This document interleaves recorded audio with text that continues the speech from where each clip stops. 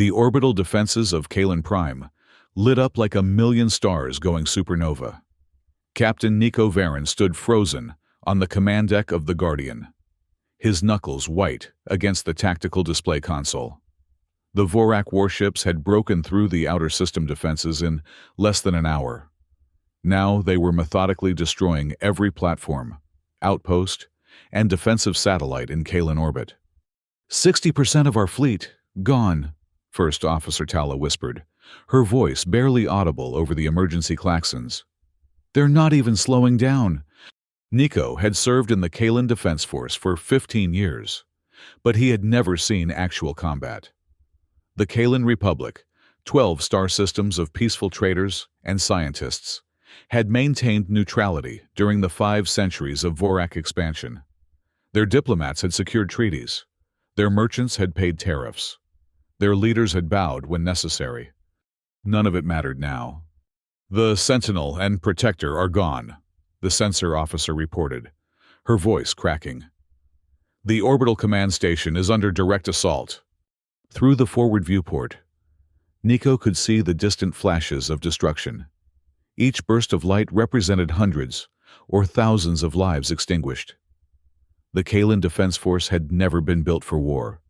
It was a ceremonial fleet, designed to handle pirates and smugglers, not the full might of the most powerful empire in known space. Captain, we're receiving a priority transmission from the presidential bunker. Communications Officer Darrow announced. President Vale's face appeared on the main screen. Her normally impeccable appearance was disheveled, with dust covering her formal attire. The presidential palace had been one of the first targets of the orbital bombardment. Captain Varon, I'm initiating the Omega Protocol, she said without preamble. Nico felt his blood run cold. Madam President, that's the end of the Kalen Republic as we know it? Yes. Her eyes were hard, determined. But perhaps the beginning of something else. Transmit the Galactic distress call. Maximum power. All frequencies. Send everything. Our culture. Our technology. Our coordinates. The Vorak will intercept. They're already here, Captain. What more can they do to us? Vale's image flickered as another explosion rocked the bunker. Maybe no one will answer. Maybe no one can. But we must try. Nico nodded grimly. Yes, Madam President.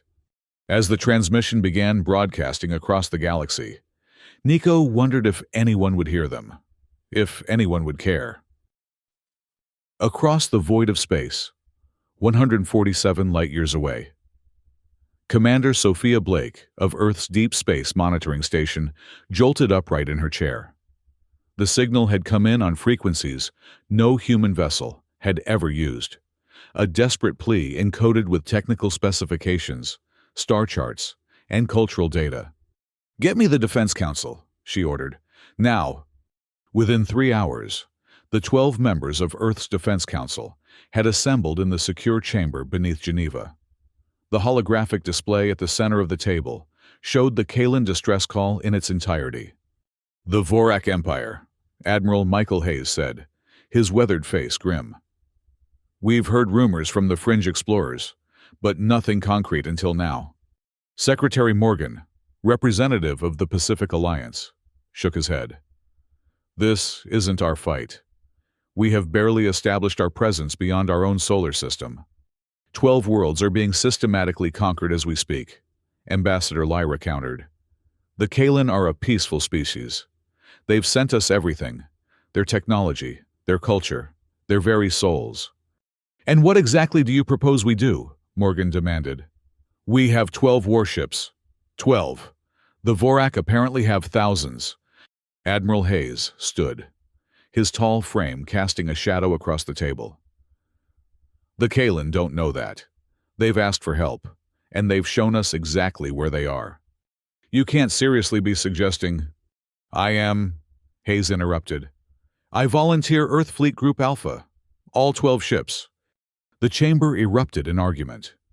President Sandoval finally raised his hand, silencing the council. Admiral Hayes, you understand the risk. If you fail, Earth stands exposed. Hayes nodded. his expression resolute. "The Kalen have shown us something important today. Mr. President, there are other civilizations out there, and at least one of them conquers and destroys without provocation. If we ignore this, what message does it send about humanity? And who will come when the Vorak eventually find us?" The vote was close, 7-5. Earth would answer the call.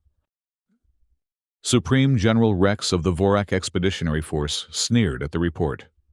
"A transmission? To whom?" "The communications officer, a junior lieutenant whose name Rex hadn't bothered to learn, swallowed nervously. "We intercepted a broadband distress call, sir. They're broadcasting their location and defense capabilities to anyone who might listen." Rex laughed, the sound echoing through the command deck of the dreadnought Indomitable. "Let them scream into the void. Who would be foolish enough to challenge the might of the Vorak Empire?" "Sir, we've detected a response. 12 vessels, unknown configuration, have altered course toward the Kalen system." 12? Rex's mandibles clicked in amusement. "Perhaps some minor trading coalition seeking to profit from the chaos. They are of no consequence. Continue the orbital bombardment. I want the Kalen government to surrender by planetary dawn. Emperor Kane would be pleased. Another system to add to the glorious Vorak Empire. Another species to serve the greater good of the most advanced civilization in the galaxy." For 500 years, the Vorak had expanded without meaningful resistance. These 12 newcomers would learn the price of interference soon enough. The remnants of the Kalen Defense Force had scattered throughout the system, hiding among the asteroid fields and gas giant moons. Captain Nico had ordered the Guardian into the shadow of Kalen 4's largest moon, powering down all non-essential systems to avoid detection.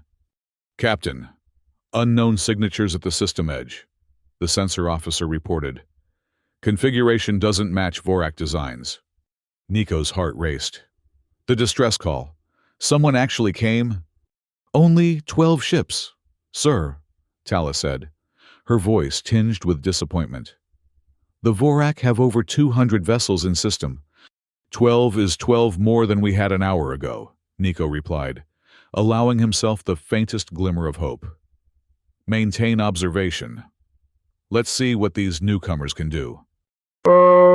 Admiral Hayes stood on the bridge of the EFS Defender, flagship of Earth's modest interstellar fleet. The 12 vessels represented the pinnacle of human military technology. Warships built after decades of peace on Earth had finally given way to a unified defense strategy. "Entering the Kalen system now, sir," announced Navigator Chen Wei. "Long-range sensors are picking up extensive battle damage throughout the system. Orbital infrastructure around the 4th and 5th planets has been completely destroyed." "Life signs on the main world?" Hayes asked. "Affirmative. The planet appears largely intact, though major cities show evidence of orbital bombardment. Approximately 200 Vorak vessels in system, with their main fleet concentrated around Kalen Prime." Hayes nodded grimly. "Just as we expected. Maintain stealth approach. All ships prepare for combat deployment." Captain Rodriguez of the Valiant appeared on the comm screen. "Admiral, with respect, we're outnumbered nearly 20-1. "Numbers aren't everything, Captain," Hayes replied. "Earth developed space warfare capabilities while fighting ourselves. The Vorak have conquered unopposed for 5 centuries. They've never faced an adversary who thinks like we do." Hayes addressed the entire fleet. "This is not a rescue mission. This is not a diplomatic mission. This is humanity's first interstellar military engagement. The Kalen called for help, and we are answering. But make no mistake, we are here to win." The bridge crew straightened in their seats. Earth had never encountered a foe like the Vorak, but the Vorak had never encountered humans. "Battle Group Alpha, execute Operation Thunderbolt." The Vorak Patrol Squadron never saw it coming. 5 warships patrolling the outer system boundary detected the human vessels too late. Earth ships didn't use the energy weapons common to most galactic civilizations. There were no glowing plasma beams or destructive energy bursts to give warning. Instead, hypersonic tungsten rods, simple, primitive kinetic weapons, struck the Vorak vessels at a significant fraction of light speed. The patrol ships disintegrated instantly, transformed into expanding clouds of superheated gas and debris. On the Indomitable, Supreme General Rex received the news with disbelief. Destroyed? 5 ships? Gone? The unknown vessels used some form of solid projectile weapons. Sir, the tactical officer explained, our shields are calibrated for energy weapons. They were ineffective. Rex slammed his armored fist against the command console. Primitive savages! Deploy 3 squadrons to eliminate these intruders. I want their ships captured if possible. Their technology may be useful to the Empire. President Vale watched the tactical display in the underground command center with growing astonishment. These newcomers, they destroyed 15 Vorak warships in less than 20 minutes. Her military advisor, General Cora, nodded slowly. Their tactics are unconventional. They're targeting command ships and supply vessels rather than engaging the main battle groups. Can they win? Cora hesitated. I don't know, Madam President, but they're certainly changing the dynamics of this invasion. Vale felt a tear slide down her cheek, the first moment of hope since the attack began. Contact them, find out who they are. The battle for Kalen Prime unfolded unlike anything in 5 centuries of Vorak military history. The human vessels refused to engage in traditional ship-to-ship combat, instead executing rapid strike maneuvers that targeted the Vorak fleet's logistics and command structure. They're not fighting like any species we've encountered, Admiral Hayes observed as the tactical display showed another successful strike. The Vorak formation is built around their largest vessels, typical hierarchical structure, but they've left their supply ships vulnerable. Captain Sarah Chen of the EFS, Intrepid, executed a daring maneuver, bringing her vessel within point-blank range of a Vorak fuel tender. The resulting explosion took out 3 nearby warships.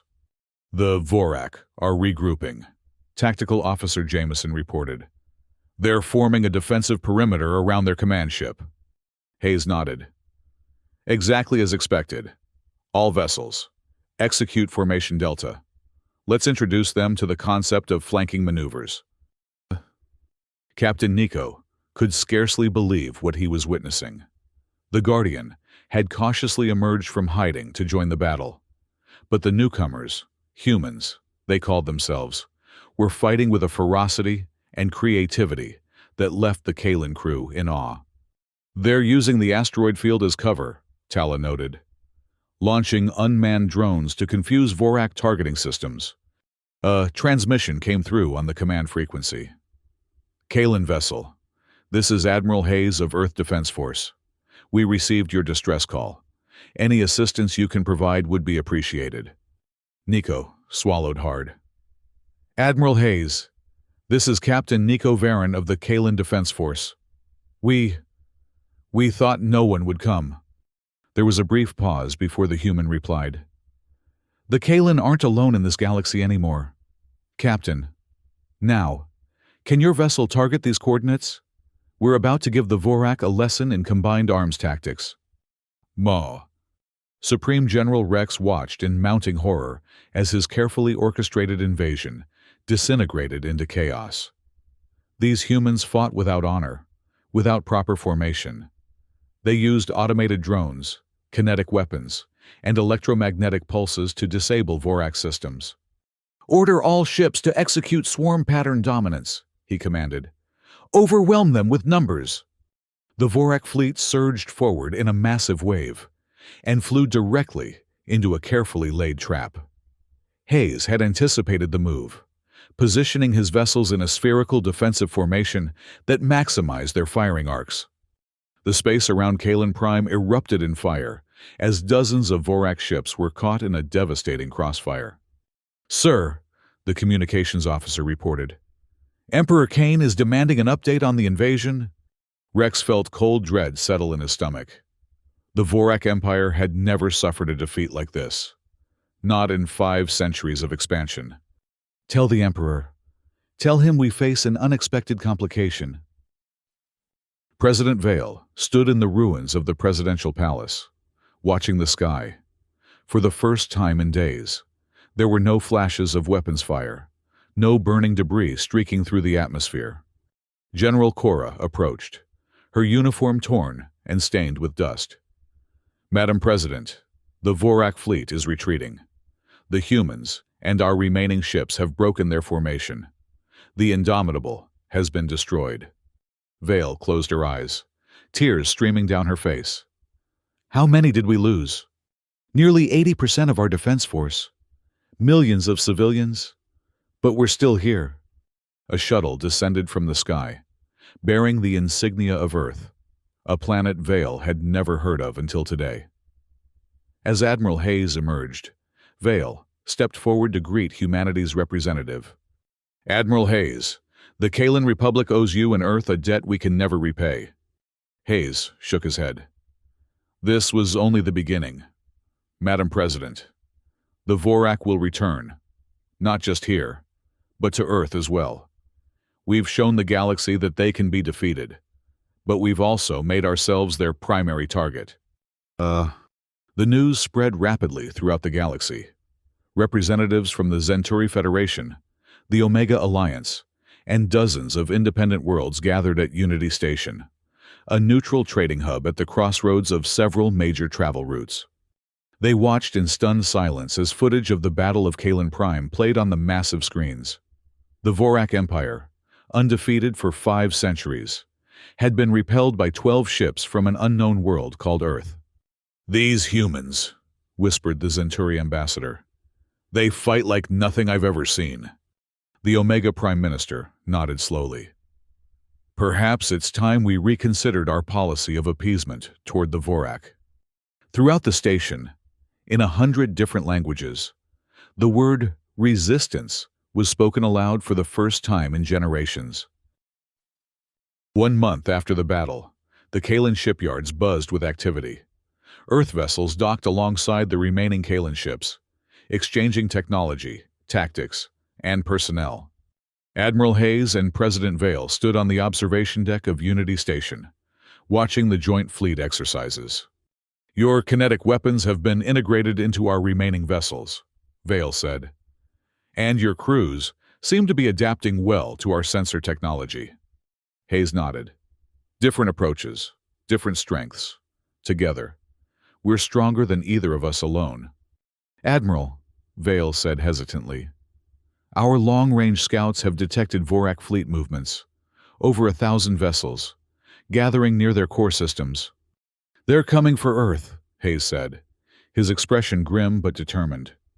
"The Defense Council has ordered you to return home immediately," Vale continued, "to prepare Earth's defenses." Hayes shook his head. "If we leave, the Kalan systems remain vulnerable. The Vorak could strike here again while we're defending Earth." "What will you do?" "Disobey," Hayes said simply. "Earth needs to know that we don't stand alone either. Captain Rodriguez will take the Valiant back with all our tactical data and the specs for integrating Kalan technology. The rest of us will remain here." "The Vorak will expect that," Vale warned. "They'll send a massive force to Earth, thinking you've abandoned it." Hayes smiled thinly. "Exactly. And they'll find that humans are even more dangerous when defending their homeworld." Dr. Eleanor Matthews, Earth's foremost expert on asteroid mining, had never imagined using her knowledge for warfare. Yet here she was, overseeing the rapid conversion of the solar system's asteroid belt into the largest minefield in human history. "Each unit contains a fusion warhead and a stealth coating," she explained to the gathered military officials. "They'll be virtually undetectable until they're triggered." General Santos nodded approvingly. "And the railgun platforms?" 37 installations completed, another 40 under construction. "We're using the larger asteroids as foundations. Each platform can accelerate a 20-ton tungsten rod to approximately 7% of light speed. Earth had 8 weeks to prepare before the Vorak fleet arrived. Every shipyard, every factory, every research facility worked around the clock. Civilian evacuation ships carried millions to underground shelters on Mars and the Moon. The inner system bristled with hastily constructed defenses. Captain Rodriguez stood before the Defense Council, delivering Admiral Hayes' final message. He intends to defend the Kalan systems while we prepare Earth. He believes that by dividing the Vorak forces, we stand a better chance. Secretary Morgan was livid. "That's insubordination. He's abandoned Earth in our hour of need." "No, Mr. Secretary," Rodriguez replied calmly. "He's ensuring that Earth doesn't stand alone. The Kalan are rapidly rebuilding their fleet using our designs. The Centauri and Omega have both pledged support. For the first time, the Vorak face a multi-front war." President Sandoval nodded slowly. "Earth will be ready when they come, and we'll show the galaxy that humans defend their home with everything they have." The Vorak fleet emerged from faster-than-light travel between Mars and Jupiter. 1,273 warships strong. Emperor Cain himself commanded from the new flagship Annihilator, a vessel twice the size of the destroyed Indomitable. "So this is the homeworld of these humans," Cain said, his voice resonating through the massive command center. "A primitive system, barely developed beyond their own planet." Supreme General Rex, demoted but still valuable for his first-hand experience fighting humans, stood at attention.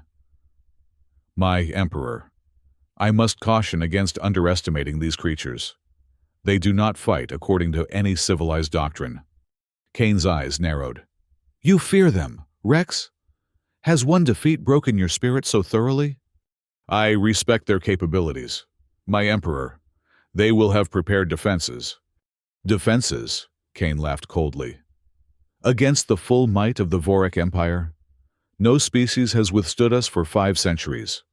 These humans have had mere weeks to prepare, and they face a force 100 times larger than what you encountered." The Emperor turned to his command staff. "Begin the advance. Standard conquest formation. I want their orbital infrastructure destroyed by day's end." The massive Vorak armada began moving toward the inner solar system and triggered humanity's trap. The seemingly empty space between Jupiter and the asteroid belt erupted as hundreds of stealth mines detonated simultaneously. The outer edge of the Vorak fleet disintegrated in a series of blinding explosions. "Ambush!" Rex shouted. "Evasive maneuvers!" Before the Vorak could react, the asteroid belt itself came alive with weapons fire. Massive railguns launched hypersonic projectiles that tore through the Vorak formation. Unmanned drone swarms deployed from hidden bases on Mars moons, overwhelming Vorak point defense systems. Emperor Cain watched in growing rage as his perfect formation dissolved into chaos. "Push forward, full advance to Earth. We will not be stopped by these primitive traps." The Vorak fleet drove inward, absorbing horrific losses, but advancing through sheer numbers. As they approached Earth orbit, the planet's defenders launched their final layer of defenses: atmospheric fighters, orbital platforms, and ground-based weapon systems. For 3 days, the battle of the solar system raged across space from the asteroid belt to Earth's orbit. The Vorak suffered unprecedented casualties, but continued to press forward through overwhelming numbers. "We've lost 60% of our orbital defenses," General Santos reported grimly. "The Vorak have established a beachhead at Lagrange Point 1. President Sandoval stared at the tactical display, watching the Vorak fleet slowly encircle his world. "How much longer can we hold?"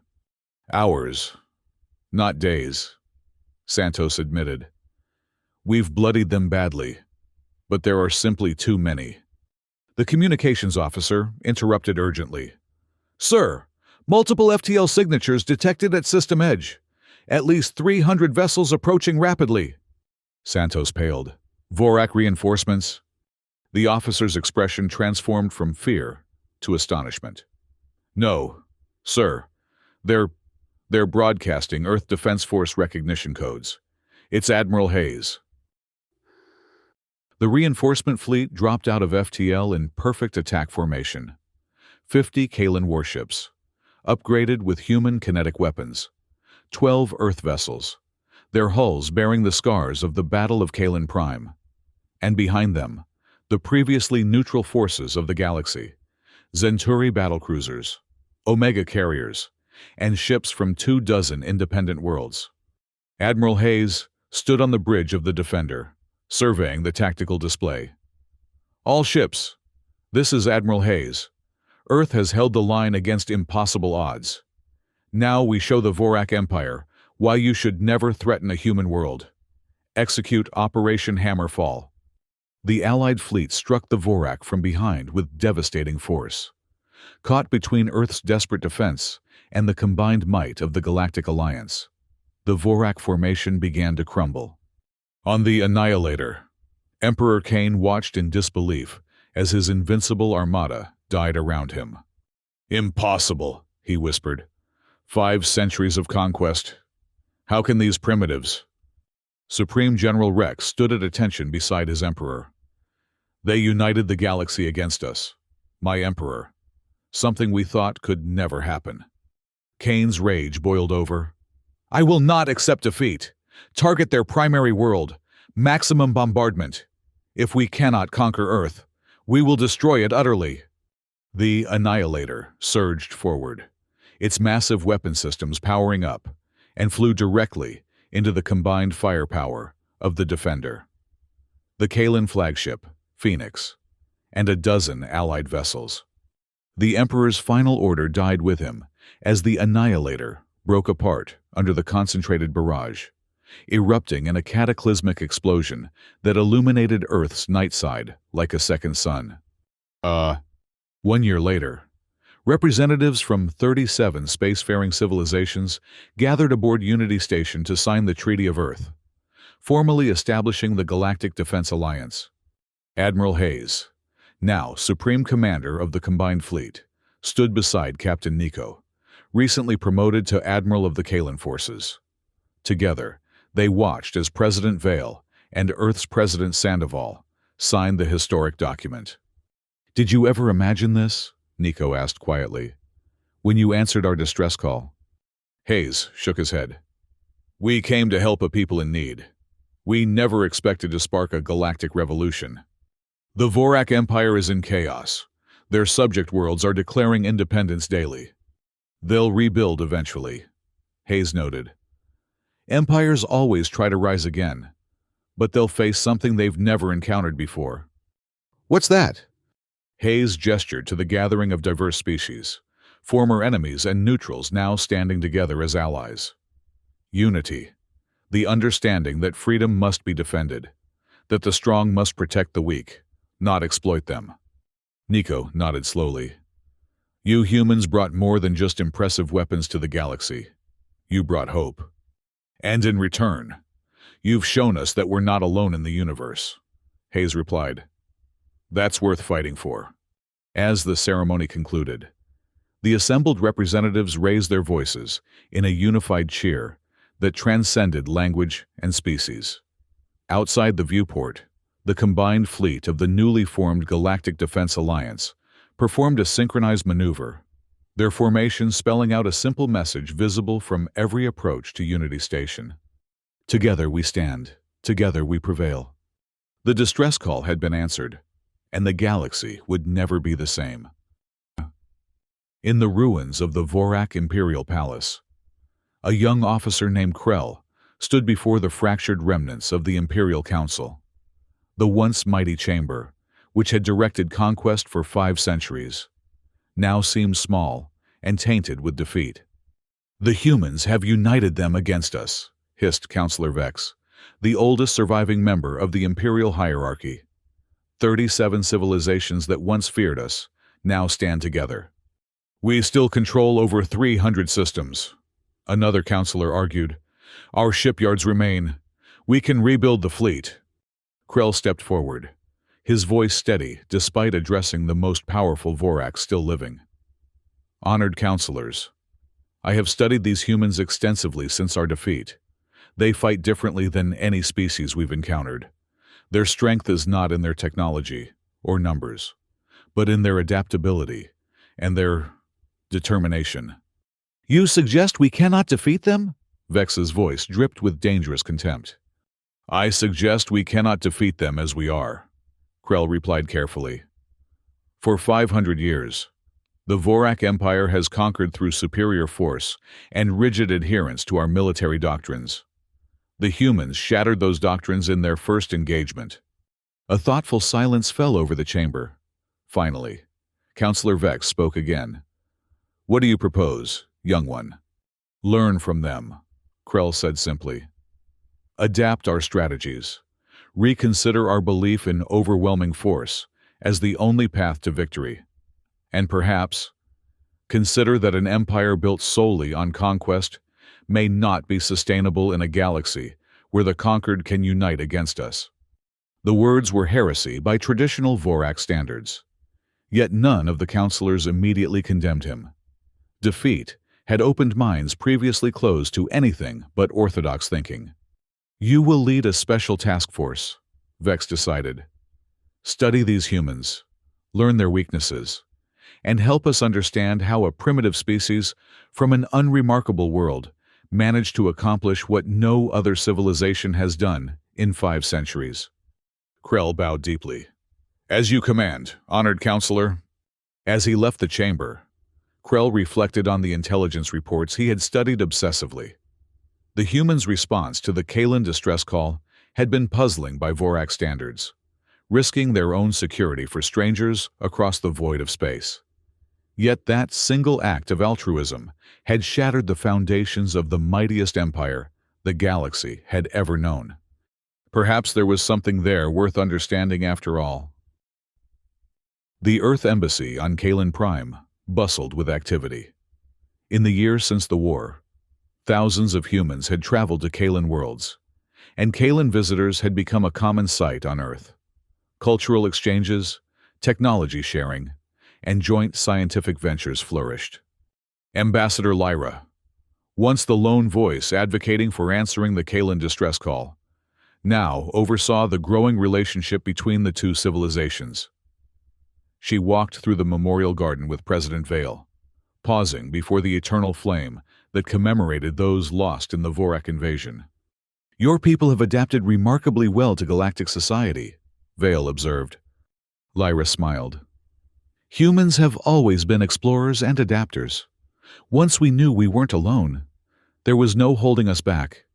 Some worlds in the Alliance fear that Earth might become the new Vorak, using your military prowess to establish dominance. A reasonable concern, Lyra acknowledged. History shows that power can corrupt any species. That's why Admiral Hayes insisted on the Alliance Charter's mutual defense and non-aggression clauses. No single world can dominate the Alliance. Vale nodded thoughtfully. The Vorak never understood the concept of mutual security. They saw only conquest or submission. And that was their downfall, Lyra replied. The strongest alliance is one where all members benefit from cooperation. As they continued their walk, a group of human and Kalan children raced past, playing some hybrid game that combined elements from both cultures. Vale watched them with a smile. That, she said, pointing to the laughing children, is something worth fighting for. Something the Vorak could never comprehend. Lyra nodded in agreement. The future, built together. Admiral Hayes stood on the observation deck of the EFS Defender, watching Earth grow larger in the viewport as his flagship returned home from its latest patrol. After a year of near-constant deployment, Hayes had finally accepted a promotion to Fleet Command, which would keep him primarily in the Sol system, overseeing Earth's contribution to the Alliance Defense Network. Captain Rodriguez, now Admiral Rodriguez, would take command of the frontline forces. Will you miss it, sir? Asked Lieutenant Commander Jameson, Hayes' aide. The constant crisis management, the diplomatic incidents, the endless meetings with Alliance representatives? Hayes chuckled. Not particularly. I meant the exploration, being out there, making first contact. Hayes considered this. Perhaps. But we've opened a door humanity can never close again. Our children will explore farther than we ever imagined possible. The Defender slipped into Earth orbit, taking its place among the growing fleet of Alliance vessels stationed in the Sol system. Earth had become a central hub of the new galactic community, partly due to its strategic location, but mostly because of the reputation its defenders had earned during the war. As the shuttle carried Hayes down to Earth's surface, he watched the continents come into view. So much had changed in a single year. Humanity had gone from wondering if they were alone in the universe to helping forge an alliance of dozens of civilizations, all because they had answered a call for help. The shuttle landed at the Geneva spaceport, where a small reception committee waited. No formal ceremony. Hayes had explicitly requested that. Just a few key personnel from Fleet Command. "Welcome home, Admiral." President Sandoval greeted him. "The Defense Council is eager for your report on the Alliance military integration efforts." Hayes nodded. "Overall, positive progress. The Centauri have fully adapted their fleet to Alliance communications protocols. The Omega are still hesitant about sharing their stealth technology, but they're coming around. And the Kalan? They've surpassed all expectations. Their shipyards are producing the new hybrid destroyers at an impressive rate. President Vale sends her regards, by the way." As they walked toward the waiting transport, Sandoval asked the question that had been on the minds of Earth's leadership since the end of the war. "Do you think the Vorak are truly finished?" Hayes shook his head. "No empire that large collapses completely. They'll rebuild, reorganize. Whether they return as conquerors or evolve into something new remains to be seen. And if they choose conquest again?" Hayes gazed up at the sky, where the combined might of the Galactic Defense Alliance stood watch. "Then they'll find a very different galaxy waiting for them." In a remote corner of the Kalan system, on a previously uninhabited moon, now serving as an Alliance training facility, Captain Nico, now Admiral Nico, watched as human instructors led Kalan, Centauri, and Omega officers through tactical exercises. "Impressive progress," noted his aide, Commander Tala. 6 months ago, they could barely communicate with each other." Nico nodded. "Necessity is a powerful motivator, and the humans are natural teachers." The training field erupted in cheers as a mixed team successfully completed a particularly challenging simulation. Nico smiled at the sight of officers from 4 different species celebrating together. "When I sent that distress call," he said quietly, "I never imagined this outcome. I thought we were alone in our struggle." "We were," Tala replied, "until we weren't." Nico's communicator chimed with a priority message. A moment later, his expression grew serious. "Intelligence reports a Vorak fleet movement near the former border worlds. Not an invasion force, likely a reconnaissance mission. They're testing our response," Tala surmised. Nico nodded. "Alert Alliance Command. I want a joint task force assembled within 6 hours. Let's show the Vorak that the old boundaries no longer exist." As Tala hurried to execute his orders, Nico gazed up at the stars, visible through the moon's thin atmosphere. Somewhere out there, other civilizations might be facing their own moments of crisis, their own Vorak. Perhaps someday, they too would send out a call for help, and when they did, the Alliance would answer. Together,